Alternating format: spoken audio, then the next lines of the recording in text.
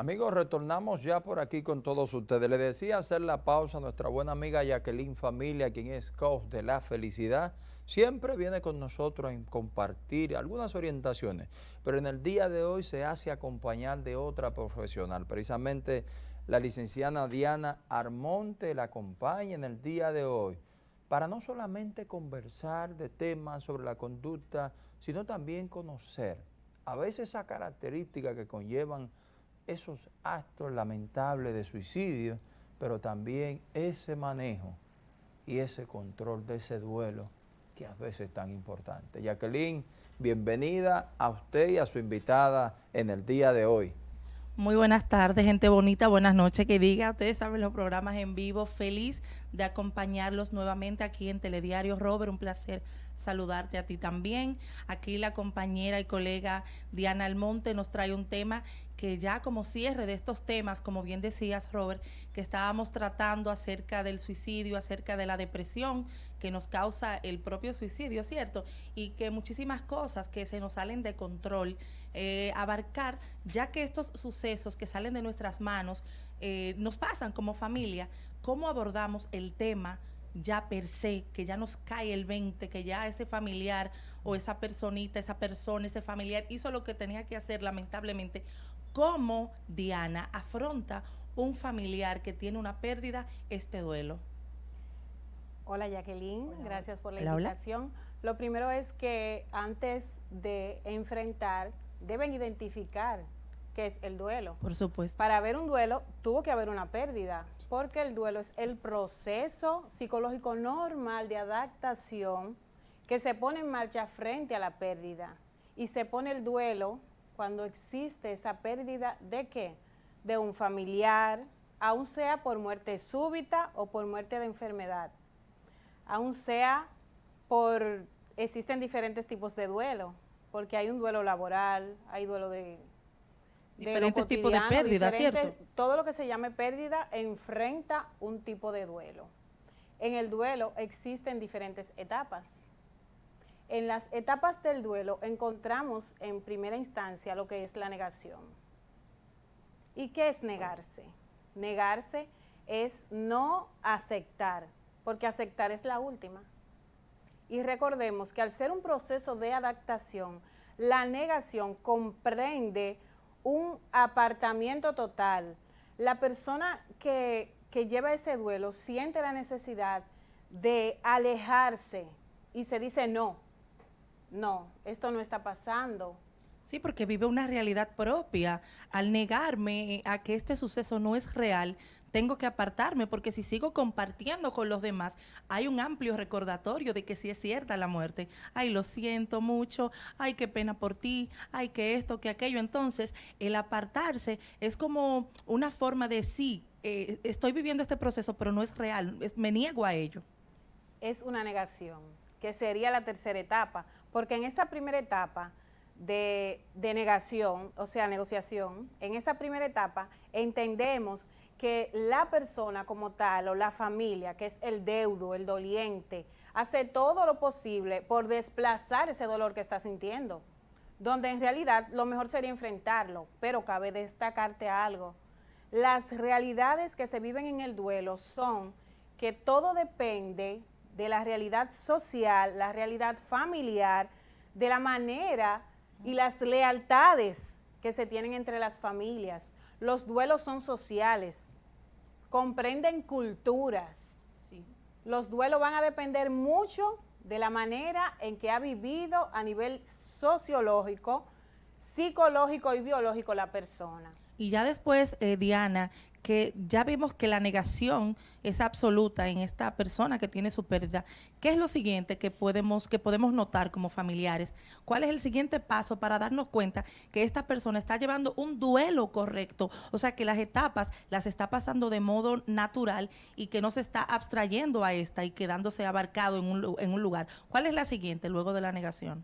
Bueno, tengo que destacarte que en el duelo no existe una línea no es lineal, claro, de tiempo en lo que es las etapas, porque hay unas personas que sufren primero la cuarta etapa, sí, que es la tristeza. Sí. Así que en segunda instancia entra lo que es la ira.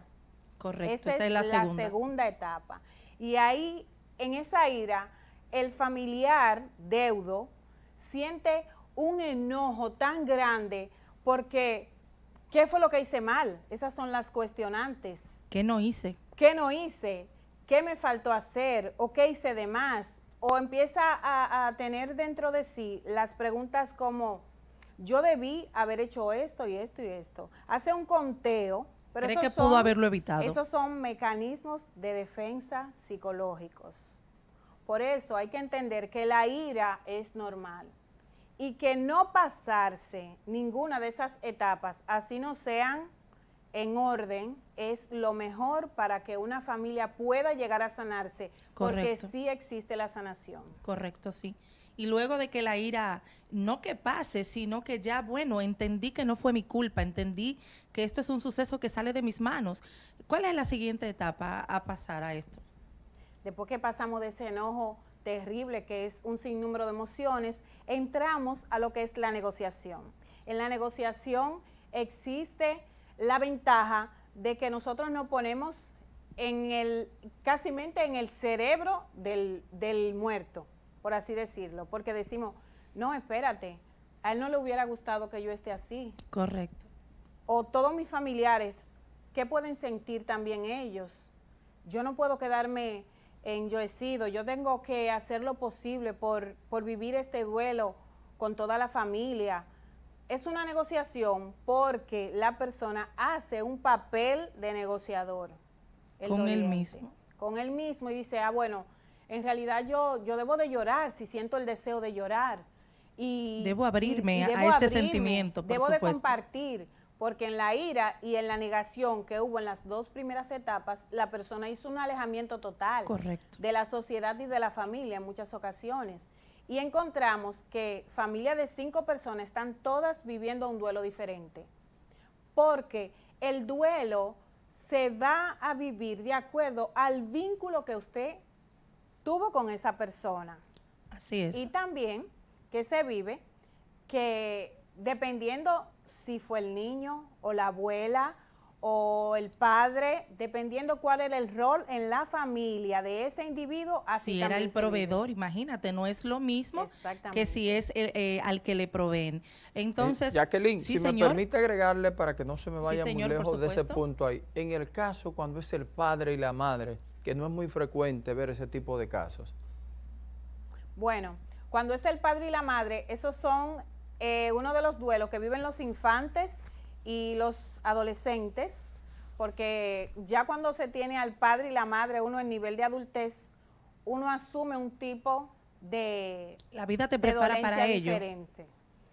Porque recordemos que el padre y la madre representan la seguridad, la protección, el proveer, el cuidado total, el cuidado de amor, y a nivel emocional, eso es el todo del todo, o debería de ser así en unos niños. Correcto. Así que cuando los niños o los adolescentes se quedan en soledad, en ellos, en ese momento, es como si estuvieran totalmente descarriados.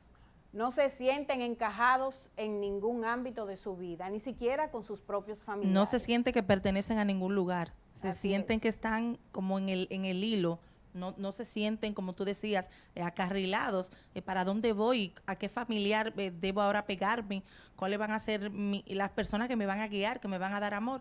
Es un vacío increíble que no es lo mismo, Diana, cuando perdemos los padres, nosotros siendo adultos, porque como te decía, la ley de la vida mentalmente te va preparando para que como hijo tú vayas a ver a tus padres partir, pero cuando somos niños todavía no estamos preparados para esa etapa.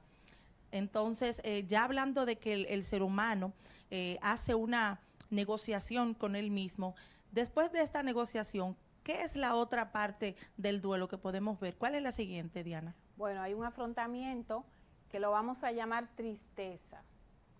Tristeza o depresión. ¿Por qué? Porque luego de tú haber negociado, tú te rindes ante ese dolor y entra la tristeza.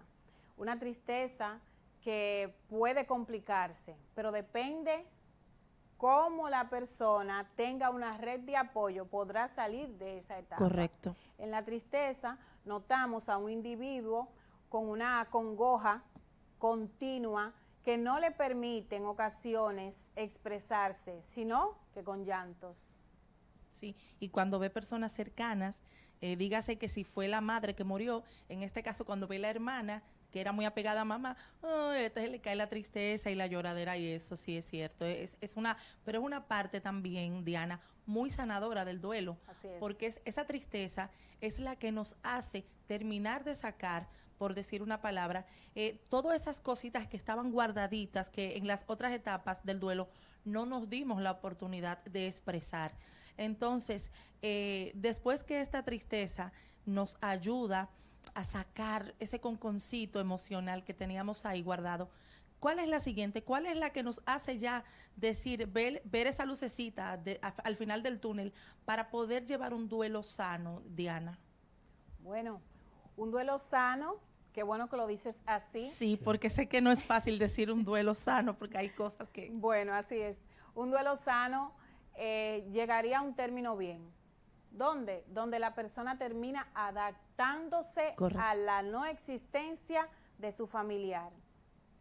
Que esa pérdida ya no es una frustración, porque ya la persona ha podido completar en su mente lo que es esa lejanía no solamente física, sino emocional, la liga que se hace, el vínculo que se hace con las familias o entre las relaciones interpersonales nos lleva a que nosotros sintamos la necesidad de estar siempre cerquita de algo físico.